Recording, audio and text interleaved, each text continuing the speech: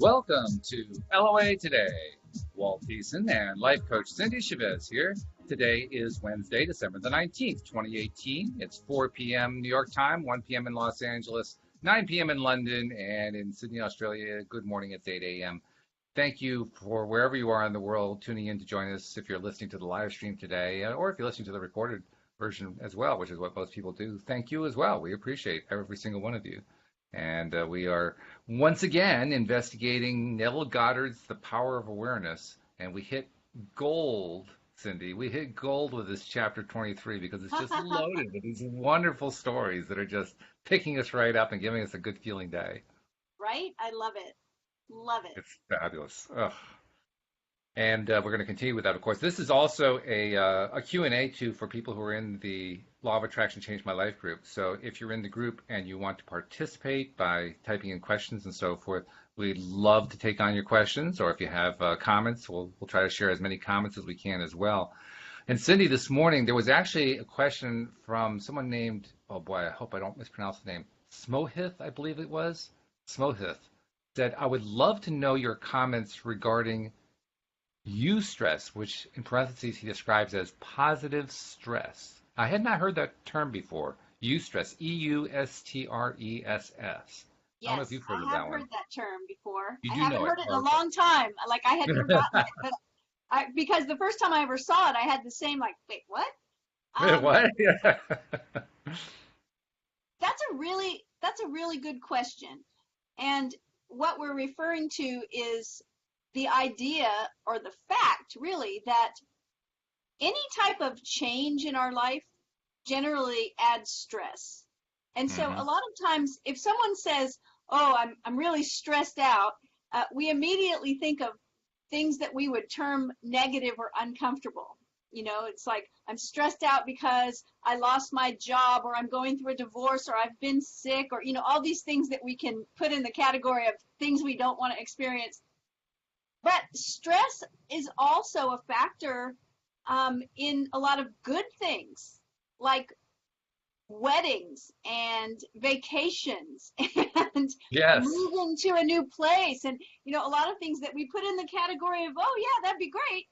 We still experience stress because it's a big change. It's a shift. It's something that takes us out of our normal comfort zone, I guess. So what I think are two things for us to remember is the first one is that shallow breathing creates stress. So we need to remember to breathe deeply as much as we can. And Hmm. that's why I think meditation is such a good practice, because we slow down, we focus on deeper breaths. And then the other thing is just, self-care, taking care of ourselves for whatever reason. When you're planning something, when you're moving, when you're maybe planning a wedding or a vacation, when we're talking about Neville's book, The Power of Awareness, right? So when you Right. become aware that you're feeling a little bit stressed, that's when you drink some water, take some deep breaths, make sure that you're eating something healthy. Sometimes we get busy with something creative and it's exciting and it's fun, and we realize we haven't eaten like we should eat. We skip a meal. So make sure that you're doing all the foundational things, like getting enough sleep, enough water, enough food, healthy food, and deep breaths. So it sounds easy, but easier said than done. Yeah, I hear you. And I just realized I messed up because I hadn't actually completed the process to the Facebook group. So we're just connecting to them right now. But fortunately, I've Oh, got the well, we'll the answer the video. question again if you'd like, or you'd let me know. Well, I think that you hit on the highlight of it, and that is that it is possible for stress to be a good thing. I mean, to me, the obvious stuff is what we might say is the natural use of stress, fight or flight. Somebody Right. who's, or actually an animal or anybody who's just dealing with a life and death situation. That's where you need the stress because it gives you that jolt of energy and a jolt of Mhm. endorphins and so forth, and the adrenaline to just you know get into gear and take it to the next level quickly. That's how a mother can pick a 2,000-pound car off her kid who's being crushed by it. Right. because of that surge. So it does Yeah. play a positive role in that sense. Doesn't mean that it's positive in most cases. I think we can probably safely say in most cases it's not all that good for us. But there are situations where stress can be positive, and it's important to remember that, I'd say. Well, most of us are producing that much adrenaline for reasons where we don't need to pick up a car or outrun a Right, right. tiger, right? Yeah. So Fortunately, self-care there. And awareness. I was thinking about the title of the book as we were coming on to the podcast today, The Power of Awareness. right? Yeah. Just fine-tuning our awareness so that we are aware when our stress level starts to go up a little bit so that we can bring it back down or level it out or take care of ourselves, whatever it is that we need. Take a deep breath, get some water, whatever. The more in tune we become to ourselves, the more aware we are, then we can keep ourselves from getting too far down that road of being overstressed. It's a good point because we can easily get overstressed and in the process create all kinds of problems for ourselves. So the awareness is how we basically avoid turning it into a negative vortex, that downward spiral. Yes. Um, just by being aware, just by paying attention to what's going on in our lives, we can avoid that. And that's powerful because probably the most important thing to learn early on, especially when you're trying to learn law of attraction, is to catch stuff early, to catch stuff before it gets out of control, Right. before the craziness starts to kick in rather. Because once that craziness starts to kick in, oh boy, then it gets really tough to turn it around. Yeah. So And yeah. I know that I've experienced before just, all of a sudden realizing that maybe that I've had a headache Hmm. like all day. Yeah. Yeah. It's the afternoon. I'm like, I've had a headache all morning and I'm just now even like paying attention. So just becoming aware of what's going on. It's Hmm. very healthy to do that. Yeah. So, well, good. I'm glad we got the question answered, even though it was asked in this morning's podcast, but at least we got it answered. So hopefully they'll see the answer and gain some benefit out of it. And by the way, feel free if you're listening live in the group, which I think is finally working. Yes, it looks like it's working now. If Yay. you're listening live in the group, be sure to punch any questions you have into the dialogue, into the comment section, because we'll be glad to talk about them while we're also talking about Neville because Yay. that's the main purpose of today's today's podcast is to I was carry like, wait, we're on. having a contest? It's news to me too. Excellent. I love contests. Well, it was a storytelling contest, you see, because that's what we were doing this morning, telling Oh, Neville good. stories, and we want to continue that theme this afternoon. So we're going to turn the platform over to you so you can tell the first story of the afternoon podcast. I will. And I'm still smiling about the story this morning about the little boy that went with his grandmother to consult with Oh, Neville and sat there quietly playing with his toy and soaking it all in, and says as they're leaving, I know what I want. Now I know how to get it. Neville says, what do you want? A puppy. Grandma says, no, we've talked about this already. You can't have a puppy. And then she tells him, Mr. Neville's message was not for you. It just cracked me that's up. right. There you go. And Lynn was asking, what book is this? And Lynn, the compendium that I'm working from anyway is The Power of Imagination, which is a collection of stories and there's her copy that Yeah. Cindy turned me on to. But the particular book in the topic in the book in the compendium that we're working on and have been working on for some time is The Power of Awareness. I don't know if you can see that, but Yep. there's the title page of the book, and we're on chapter 23 of that book. Which is a pretty long book by Neville standards. I mean, his It chapters are is. only 2 or 3 pages long, but still, that's a fairly long. And this one's a really long chapter. This has got like 7, 8, 9, 10 pages in it. Right. But it's been great because it's all been stories. And that story this Yeah. morning really cracked me up because I wonder how many of us have ever been in a situation where we were all excited about law of attraction Right? until somebody that we lived with or somebody that we knew decided to use it too, and we got worried they were going to use it to attract something we didn't want, like a puppy, right? We might be able to collect some stories of our own. That was such a Okay, cool well, story, though, because not only did he attract the puppy, but he attracted the puppy in a way that his parents would accept. That was really cool. That was amazing. Amazing. So the next story is a business executive. So let's see what happens with him. Neville says, this story illustrates the successful use of the law by a New York business executive. And when Neville talks about the law, of course, we're talking about what he calls the law of assumption. And that is Right. that if we successfully can assume the feeling of our wish already fulfilled, it will harden into fact. Exactly. So he says, in the fall of 1950, an executive of one of New York's prominent banks discussed with me a serious problem with which he was confronted. He told me that the outlook for his personal progress and advancement was very dim. Having reached middle age and feeling that a marked improvement in position and income was justified, he had talked it out with his superiors, and they frankly told him that any major improvement was impossible, and intimated that if he was dissatisfied, he could seek another job. This, of course, only increased his uneasiness. How many people have experienced that conversation, I have to ask? To have someone say, look, if you're not happy here, go find another position somewhere else. Yeah. Yeah, that's not a good feeling. Not a good feeling, but it happens all the time. It's very Yeah. common. Yeah. And, it takes a lot of courage usually for someone to go in and say, I think I deserve a raise and advancement. And then Oh, yeah. Yeah.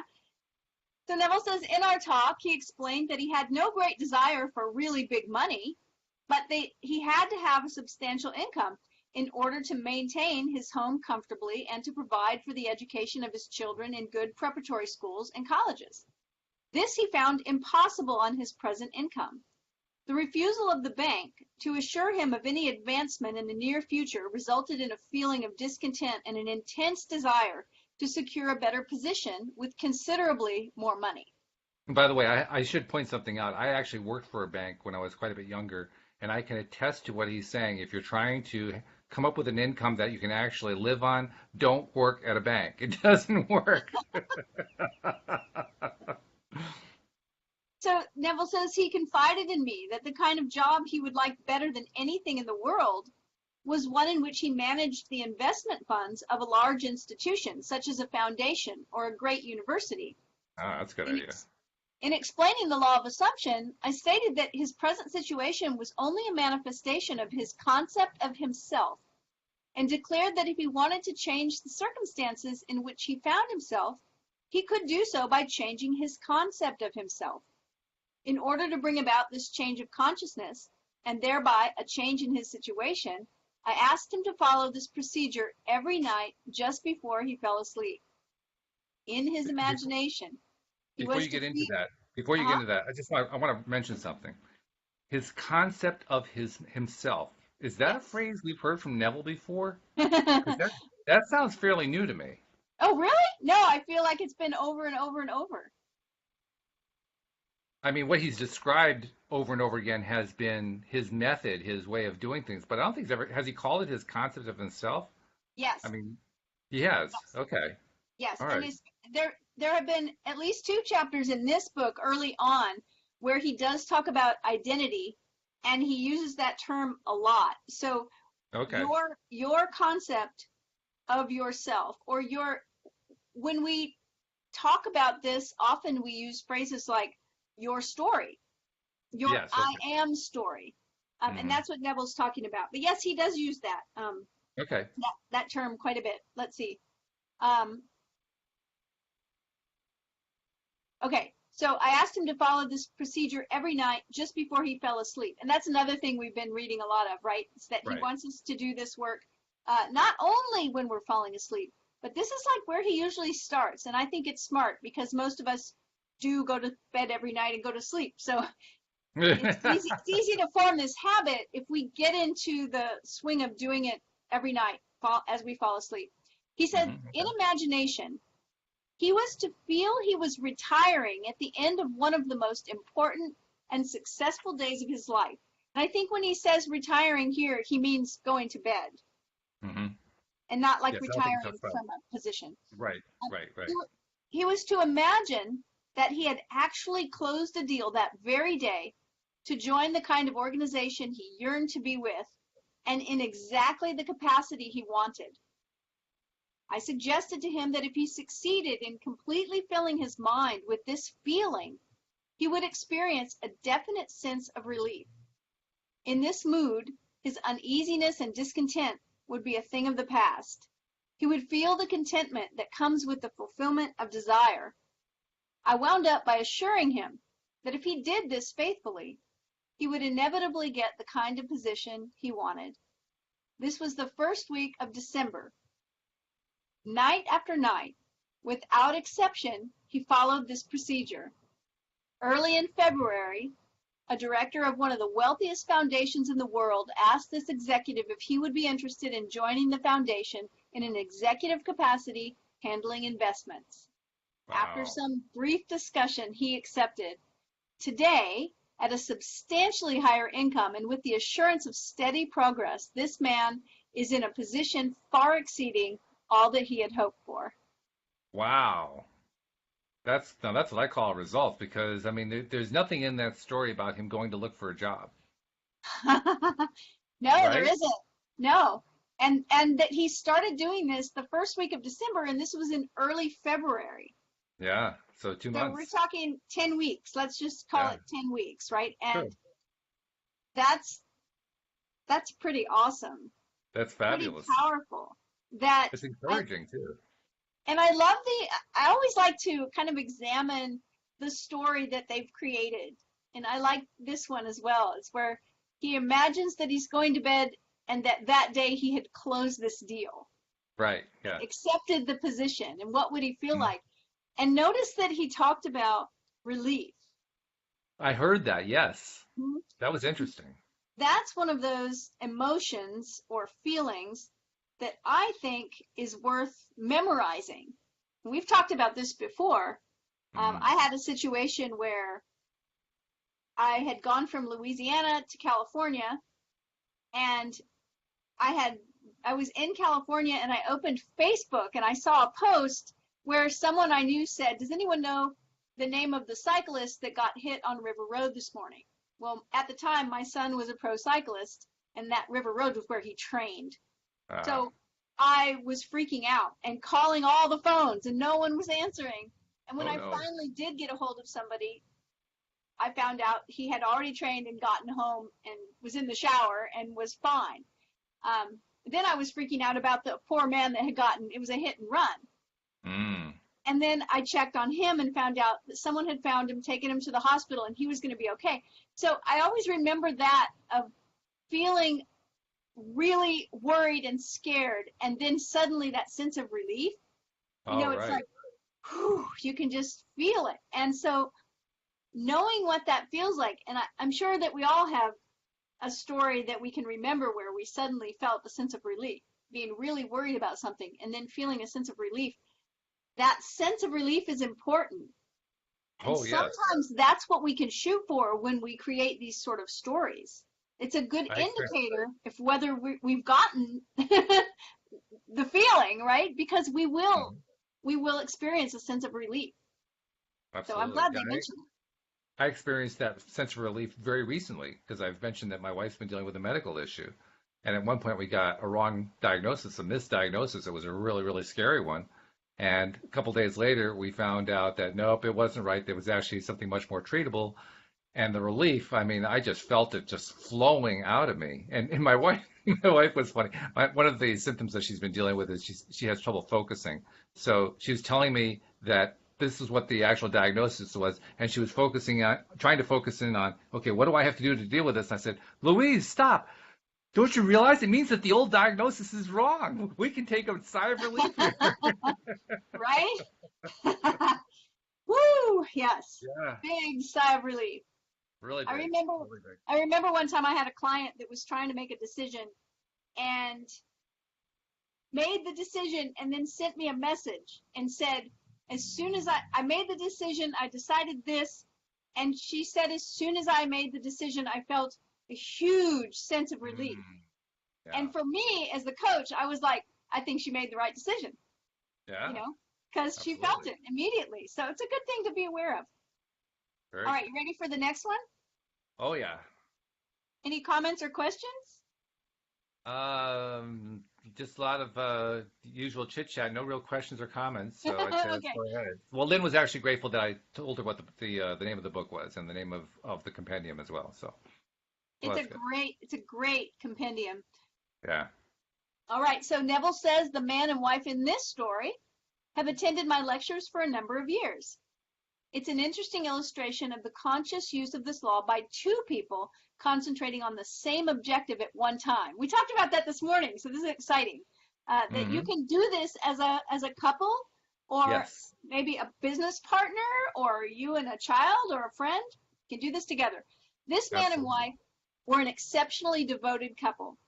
Their life was completely happy and entirely free from any problems or frustrations. Well, that's nice, isn't it? I was just going to say, what a life. For some time, they had planned to move into a larger apartment. The more they thought about it, the more they realized that what they had their hearts set on was a beautiful penthouse. Oh.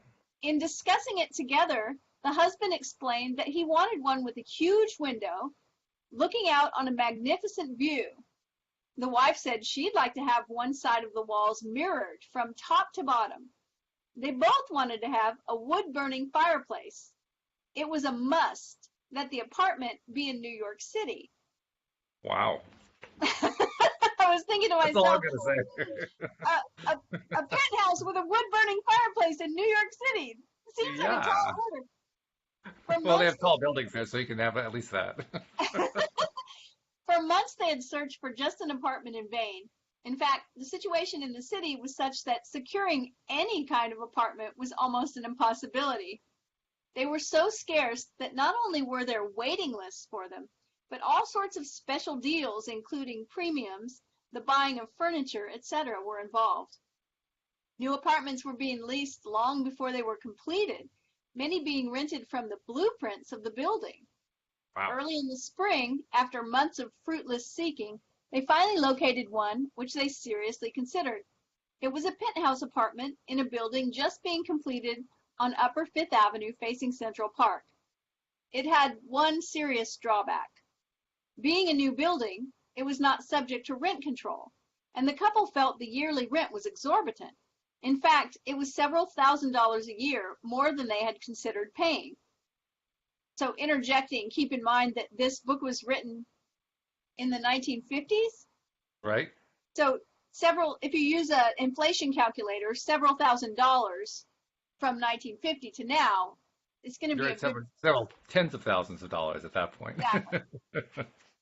During the spring months of March and April, they continued looking at various penthouses throughout the city, but they always came back to this one. Finally, they decided to increase the amount they would pay substantially and made a proposition which the agent for the building agreed to forward to the owners for consideration. It was at this point, without discussing it with each other, each determined to apply the law of assumption. It was not until later that each learned what the other had done. Night after night, they both fell asleep in imagination in the apartment they were considering. The husband, lying with his eyes closed, would imagine that his bedroom windows were overlooking the park. He would imagine going to the window first thing in the morning and enjoying the view. He felt himself sitting on the terrace overlooking the park, having cocktails with his wife and friends, all thoroughly enjoying it. He filled his mind with actually feeling himself in the penthouse and on the terrace. During all this time, unknown to him, his wife was doing the same thing.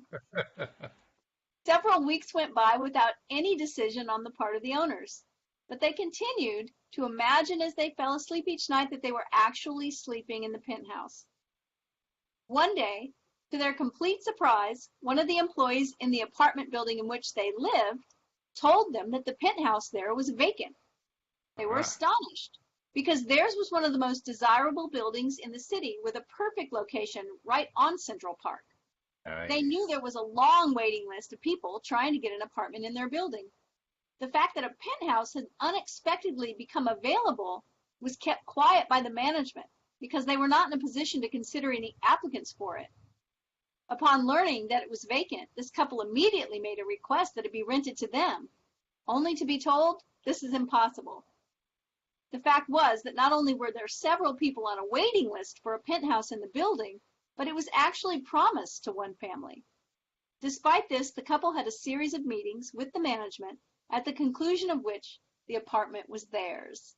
The building being subject to rent control, their rental was just about what they had planned to pay when they first started looking for a penthouse. The location, the apartment itself, and the large terrace surrounding it on south, west, and north was beyond all their expectations. And in the living room, on one side, is a giant window 15 feet by 8 feet with a magnificent view of Central Park.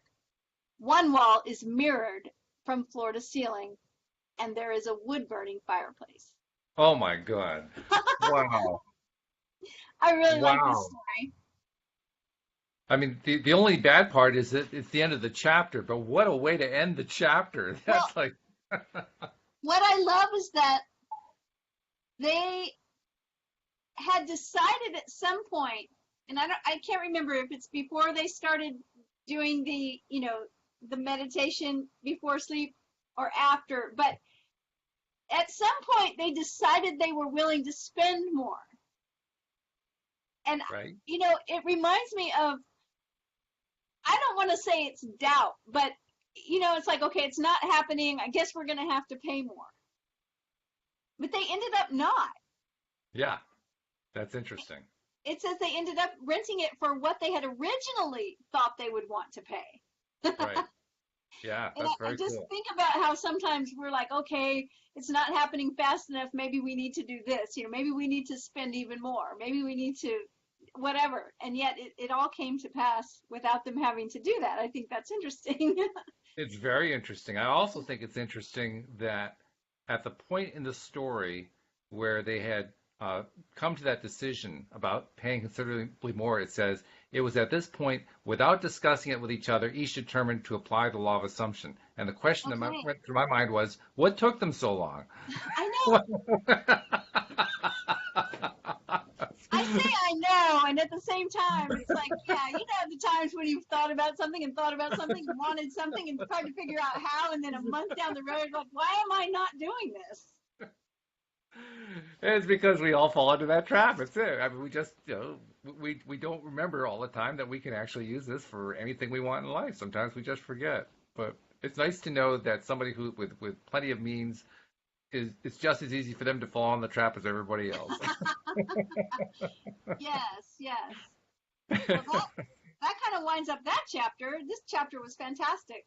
That was an amazing chapter. I loved all 8 stories. It was really, really good. Should probably take a moment just to get our announcements in because it's a nice place to break. First and foremost, if you're not yet a subscriber to the podcast, we really want you to become one. This is the kind of great content you get every time that we put out an episode, and it comes streaming to your smartphone just because you're a subscriber. So make sure you subscribe to the podcast. The links are found in most places where this recording is placed, both in the live stream and in recorded places. Just look in the description. If you don't find it in the description, just go to the homepage, loatoday.net, and you will find links for Android users and another link for Apple users. Just pick the right one for your device, and it'll walk you right through the process of subscribing. And once you're subscribed, make sure that you also take a time to put out there that you're listening each time. Every time that you listen to one of our episodes, put something on social media saying that you listened and maybe say something what you liked about it. But we need to get the word out so that more and more people can find out about your daily dose of happy. Because, I mean, you found it this way, you found it through social media, that's how they're going to find it too. So please help get the word out. We really appreciate it.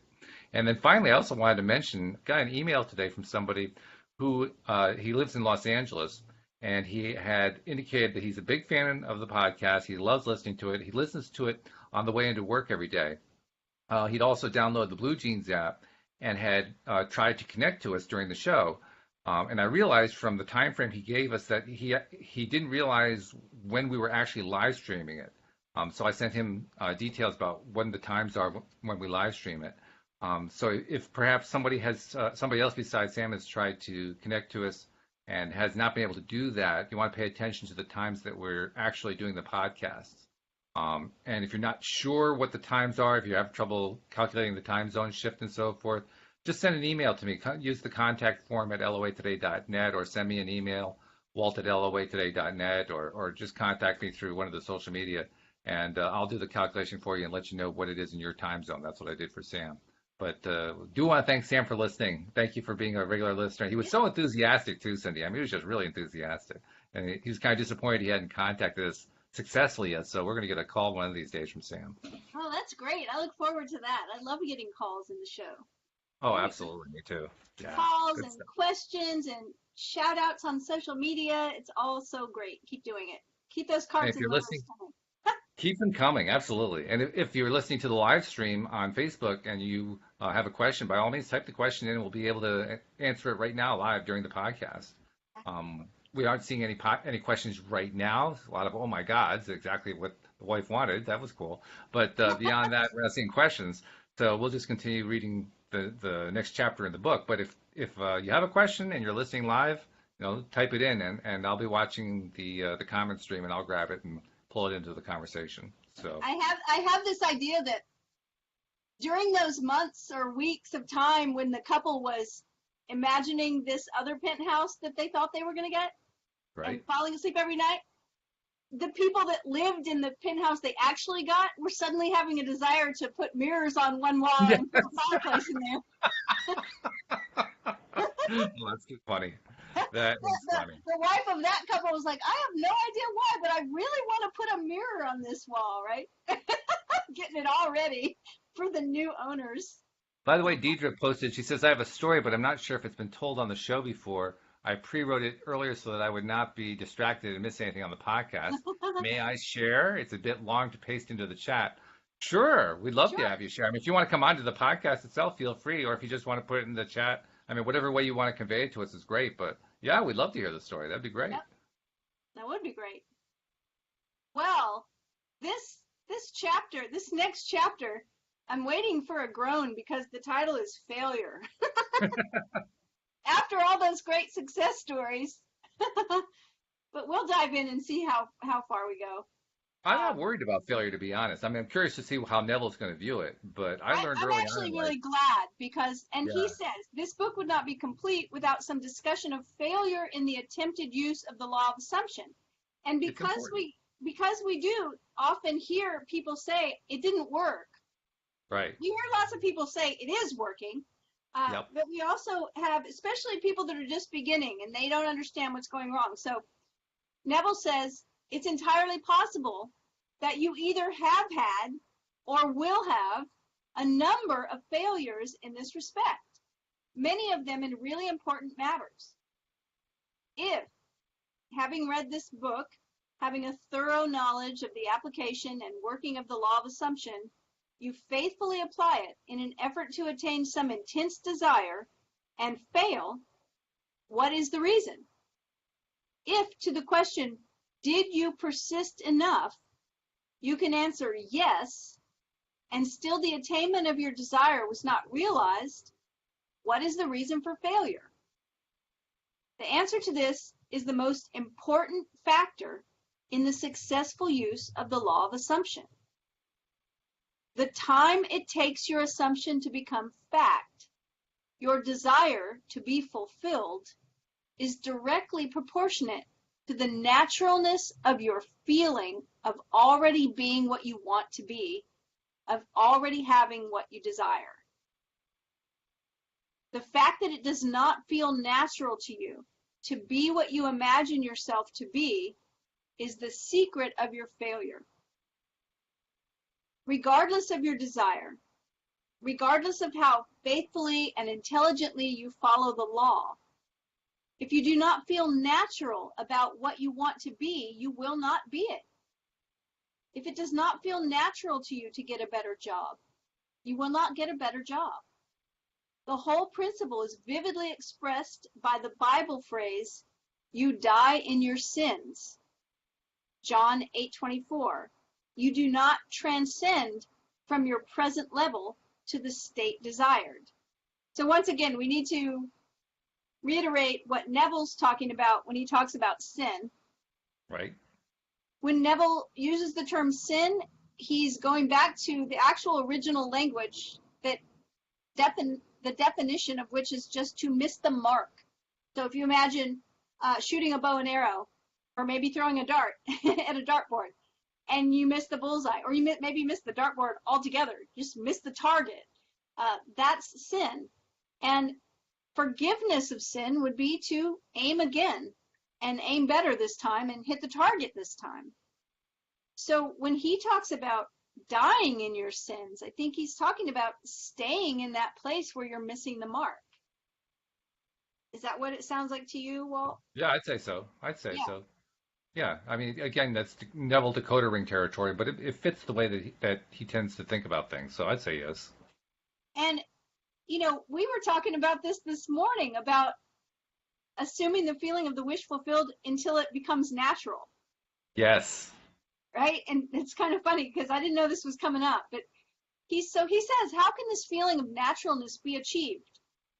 And here's the thing, if that's the most important thing, then we need to figure out how we can achieve it. Absolutely. Oh, yeah. Yeah. The secret lies in one word: imagination. For example, this is a very simple illustration. Assume you are securely chained to a large, heavy iron bench. You could not possibly run. In fact, you could not even walk. In these circumstances, it would not be natural for you to run. You could not even feel that it was natural for you to run. But you could easily imagine yourself running. In that instant, while your consciousness is filled with your imagined running, you've forgotten that you're bound. In imagination, your running was completely natural. The essential feeling of naturalness can be achieved by persistently filling your consciousness with imagination, imagining yourself being what you want to be or having what you desire. Progress can spring only from your imagination, from your desire to transcend your present level. What you truly and literally must feel is that with your imagination, all things are possible. You must realize that changes are not caused by caprice, but by a change of consciousness. You may fail to achieve or sustain the particular state of consciousness necessary to produce the effect you desire. But once you know that consciousness is the only reality and is the sole creator of your particular world, and have burnt this truth into your whole being, then you know that success or failure is entirely in your own hands. Whether or not you are disciplined enough to sustain the required state of consciousness in specific instances has no bearing on the truth of the law itself, that an assumption, if persisted in, will harden into fact. The certainty of the truth of this law must remain despite great disappointment and tragedy, even when you see the light of life go out and all the world go on as though it were still day. You must not believe that because your assumption failed to materialize, the truth that assumptions do materialize is a lie. If your assumptions are not fulfilled, it is because of some error or weakness in your consciousness. However, these errors and weaknesses can be overcome. Therefore, press on to the attainment of ever higher levels by feeling that you already are the person you want to be. And remember that the time it takes your assumption to become reality is proportionate to the naturalness of being it. I like that idea, right? I was thinking as we're reading this, we're talking about failure, that it's possible. And I think that most of the time it's because we give up. In other words, Neville is saying that once the feeling becomes natural, you're there. And I think so many times we don't get to the place where we give up before it feels natural. We stop persisting, right? So he says, and remember that the time it takes your assumption to become reality is proportionate to the naturalness of being it. And I like that phrase. I like that phrase a lot. Being proportionate to the naturalness of being it. Naturalness of being it. I kind of interpret that to mean living it, being in it, not just creating the imagination, but the imagination becoming real in your experience. Yep. And I think if that is the goal, I've been doing I've told about some of the vignettes I've been doing lately, and in each case I'm trying to do exactly that. That's exactly what I did too when we had that bad diagnosis for Louise. I mean, I was doing it fiercely. Right. I was very fiercely getting into the feeling of the state of the wish fulfilled, Yeah. and just living in that space. I mean, I was living in the space. Literally, for me, the vignette was Louise being like she used to be. Just lively and happy and full of energy and full of everything that we want to do in life and so forth. Just that being in that place. And I didn't have to work hard at it because I was pretty passionate about wanting to get her to be healthy again. But boy, it did make a difference to actually be in that the way he says it, proportion to the naturalness of being it. My proportion was pretty close to 100%. And you know I what's was interesting really about feeling that is that you'd already experienced that before. it. Like Yes, you've had that experience before of her being full of vim and vigor, right? And right. being healthy and you knowing what that felt like. So it would seem that it would be something that would be pretty easy to feel natural for you. It would be, but Because you've had the what made the memory, difference was the passion of it. Interestingly enough, the passion is what drove me. It's what right? gave me it gave me the easy access to the naturalness. That naturalness I just kind of slipped into because the passion level was so high. Yeah. Oh, I love this. Such a good point. So he ends with this from Emerson. Man surrounds himself with the true image of himself. Every spirit builds itself a house, and beyond its house a world, and beyond its world a heaven. Know then that the world exists for you. For you the phenomenon is perfect. Hmm. What we are, that only can we see. All that Adam had, all that Caesar could, you have and can do. Adam called his house heaven and earth. Caesar called his house Rome. You perhaps call yours a cobbler's trade, 100 acres of land, or a scholar's garret. Yet line for line and point for point, your dominion is as great as theirs, though without a fine name. Build therefore your own world. As fast as you conform your life to the pure idea in your mind, that will unfold its great proportion. Emerson. It's Yeah. interesting that a few of the philosophers and poets that Neville quotes, you can really see that they had this idea that he teaches. Oh yeah. They had it down. They understood it, right? Yeah. Really interesting too, and I have to say, some of them like Emerson comes to mind. I read a fair amount of Emerson, and either I wasn't getting it or I was reading the wrong pieces because if he reads these and I say, why didn't I get this before? I don't even remember this at all. It's interesting. I'm not quite sure what's going on there. Well, I think it's interesting that even I've read Neville for, I don't know, 10 years at least, maybe longer, maybe 15, and I'll go back and read a book I've already read, and all kinds of new things will pop out to me. Hmm. I guess it's when the student is ready, the teacher will appear, right? Yeah, I guess so. Right. Exactly. So, By the way, did Georgia share a story Deidre, yeah, Deidre shared her story. Okay, I'll let's read, hear it. I'll read what she wrote. She said, "Here's another amazing Nevilleizing story." I like that word. I cannot find the exact lecture on YouTube where he told this story, so I will have to rely on my memory. A couple were attendees of Neville Goddard's lectures, and they wanted/needed to apply his instructions toward an issue they were having. They bought a house which had acres and acres of land on which they wanted to build an apartment building. They had no money to do this, not even a couple $100s in the bank, but they still wanted to have their apartment building with each unit occupied. They did what Neville told them to do and assumed the feeling of the wish fulfilled and created a scene in their imaginations whereby they have the building and the tenants. The couple did this, seeing the building in their mind's eye, entering each unit of the building fully decorated. They were happy to have what they desired, but in actuality did absolutely nothing but replay the scene in their minds. And shortly thereafter, they had a visitor show up on their doorstep. It was a contractor or a developer who apologized, saying that he normally did not do things like this, going to people, that people came to him. He told them what his business was and talked to them about possible developments to their land. And they told him exactly what they wanted to do with their land, but that they did not have the money. He told them not to worry, he would see what he could do. And he returned the next day and told them he could finance the project himself if, in years to come, they would repay him with interest after the project was completed and they had tenants occupying the building.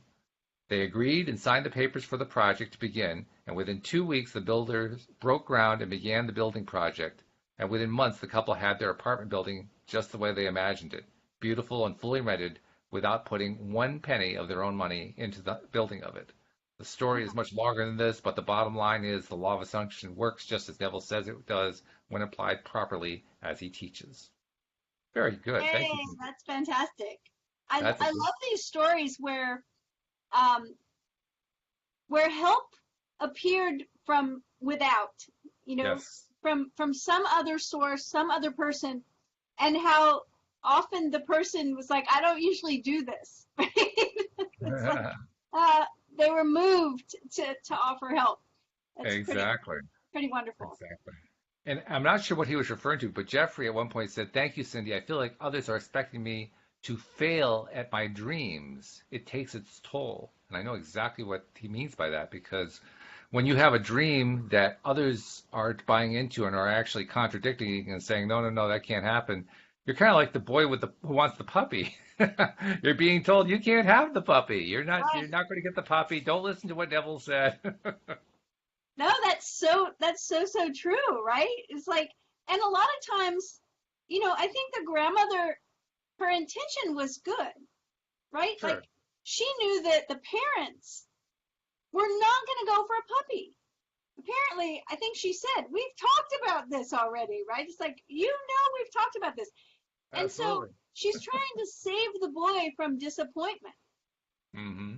right? In the same way that in Neville's own family, when the son was picturing their family name on the side of the building, and he didn't tell anybody but one person, his mother, and his mother tried to discourage him because she didn't Right. want him to be disappointed. I'm like, oh my Right. gosh, I'm a mother. It's like, how many, have I been doing this? I hope not. But we do. We try to protect those that we care about, and sometimes, it's easy to be a dream crusher in the process. It's like, oh no, you're dreaming too big. We don't want you to be disappointed. So you're right. I just be persistent and stay with it and hold the vision. Holding the vision is probably the most important skill we can learn in conscious creation.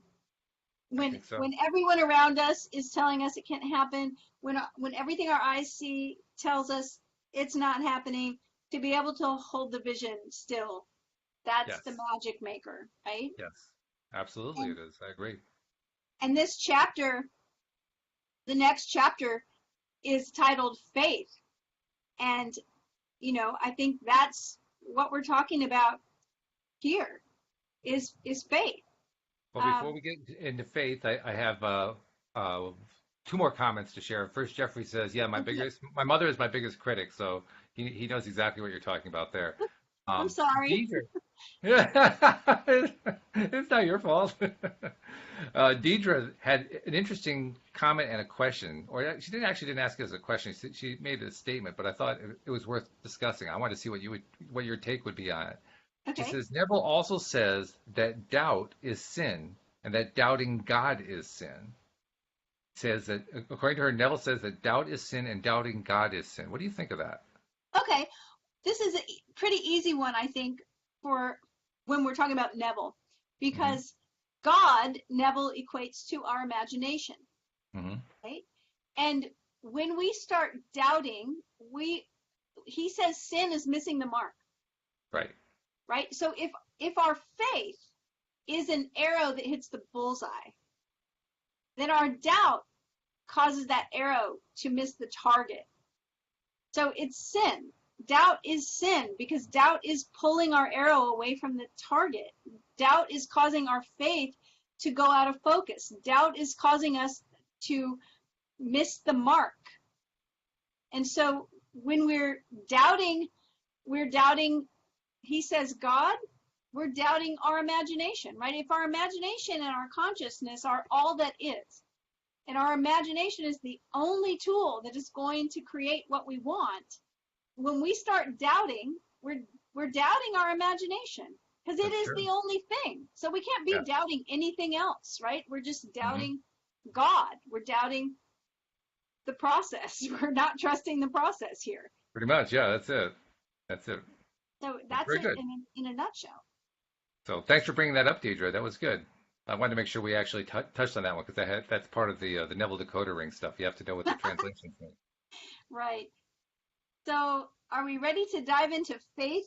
How are we on time? We might have a chance to get through it. I mean, We sometimes might we have fly to. through them, sometimes we crawl through them. Let's see which one it Let's is. see what happens. A miracle is the name given by those who have no faith to the works of faith. Faith is the substance of things hoped for, the evidence of things not seen. Hebrews 11:1. The very reason for the law of assumption is contained in this quotation. If there were not a deep-seated awareness that that which you hope for had substance and was possible of attainment, it would be impossible to assume the consciousness of being or having it. It is the fact that creation is finished and everything exists that stirs you to hope. And hope, in turn, implies expectation. And without expectation of success, it would be impossible to use consciously the law of assumption. Evidence is a sign of actuality. Thus, this quotation means that faith is the awareness of the reality of that which you assume. And in brackets, so you might not have this in the paperback copy, it says, a conviction of the reality of things which you do not see, the mental perception of the reality of the invisible. And that's what I'm talking about when I talk about holding the vision. It's an inner vision. It's an imagination vision, but there's a conviction that it is real. Right. Even when your physical eyes don't see it, right? Consequently, it's obvious that a lack of faith means disbelief in the existence of that which you desire. So, Deirdre, this is what you're talking about when we talk about doubt, right? It's a lack of faith. Inasmuch as that which you experience is the faithful reproduction of your state of consciousness, lack of faith will mean perpetual failure in any conscious use of the law of assumption. In all the ages of history, faith has played a major role. It permeates all the great religions of the world. It is woven through all mythology, and yet today it's almost universally misunderstood. Contrary to popular opinion, the efficacy of faith is not due to the work of any outside agency. It's from first to last an activity of your own consciousness. The Bible is full of many statements about faith, of true meaning of which few are aware. Here are some typical examples. Unto us was the gospel preached as well as unto them, but the word preached did not profit them, not being mixed with faith in them that heard it. In this quotation, the us and the them make clear that all of us hear the gospel. Gospel means good news. Very obviously, good news for you would be that you had attained your desire. This is always being preached to you by your infinite self. To hear that which you desire does not exist, and you need only to accept it in consciousness is good news. Not mixing with faith means to deny the reality of that which you desire. Hence, there's no profit, attainment possible.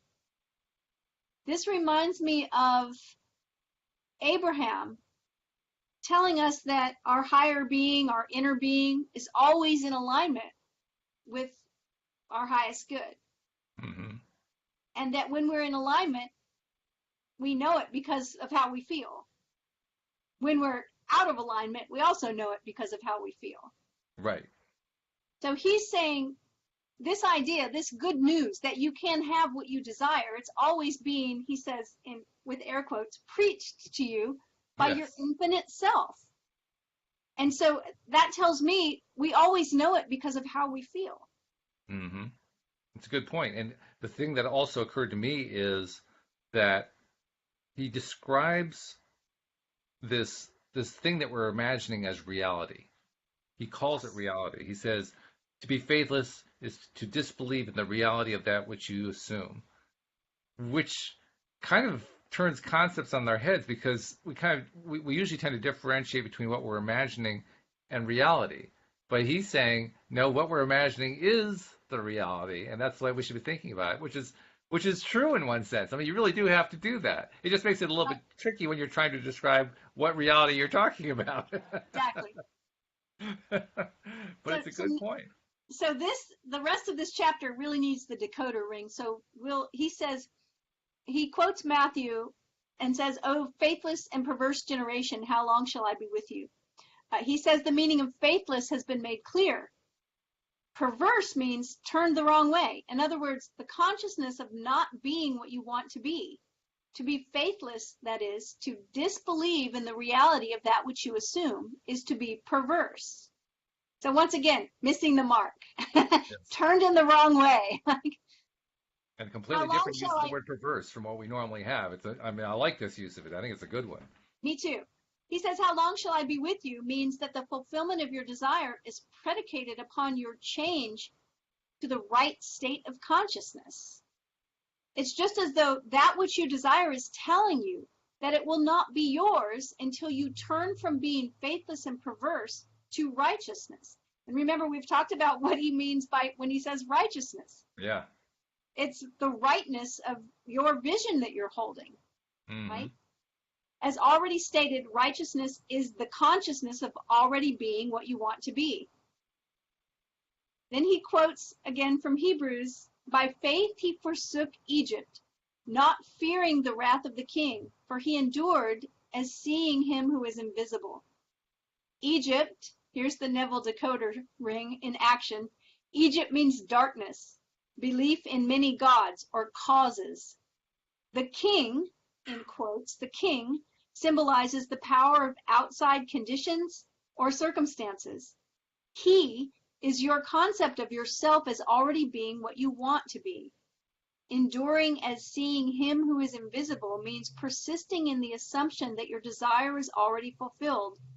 Thus, this quotation means that by persisting in the assumption that you already are the person you want to be, you rise above all doubt, fear, and belief in the power of outside conditions or circumstances, and your world inevitably conforms to your assumption. The dictionary definitions of faith: the assent of the mind or understanding to the truth, unwavering adherence to principle, are so pertinent that they might as well have been written with the law of assumption in mind. Faith does not question. Faith knows.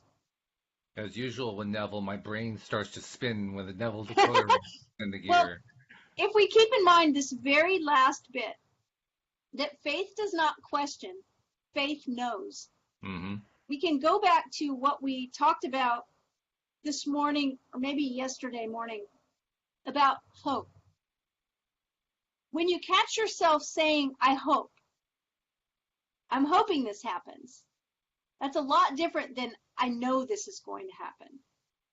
And so that's sort of a meter. It's like the faith meter telling us where our faith is. And there's no judgment there. It's not a pass or fail kind of test. It's just a litmus test that says, when I'm still wishing and hoping, then I don't know for sure yet.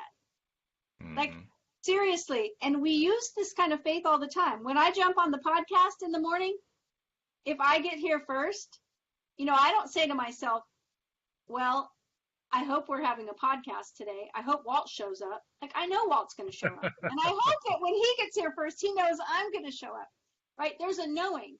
Why? Right. Well, because I have faith he's going to be here, right? So Exactly. when I throw a letter in the mailbox, I don't hope it's going to get where I'm sending it to. I know it's going to get there because I have pretty good faith in the Postal Service. I mean, I've been using it my whole life and really haven't had too many things lost in the mail. Right? So faith, when you have faith, you know. And so it's important that we get to that point where we have a knowing that it's going to come to pass. That's the important thing, I think, to remember. I think you're right, too. And I would like to summarize by saying, I know that I'm looking forward to doing this again with you next week, because unfortunately we're out of time for today. But I am absolutely 100% certain we're going to do this again next week. And I'm hoping you're going to do it next week, but I'm going to be gone until next year. Did I say next week? I meant in 2 weeks. Mental lapse, mental lapse. But I do have faith that we will do this again very I soon. believe he called that an error. Isn't that what he called that? That was an error. Oh my goodness. But no, seriously, I hope you have a wonderful Christmas, and I look Thank you. forward to talking to you after the new year. Thank you. I'll be back. And we'll be inviting everybody else to come back as well next time here on LOA Today. Goodbye, everybody. Bye, everyone.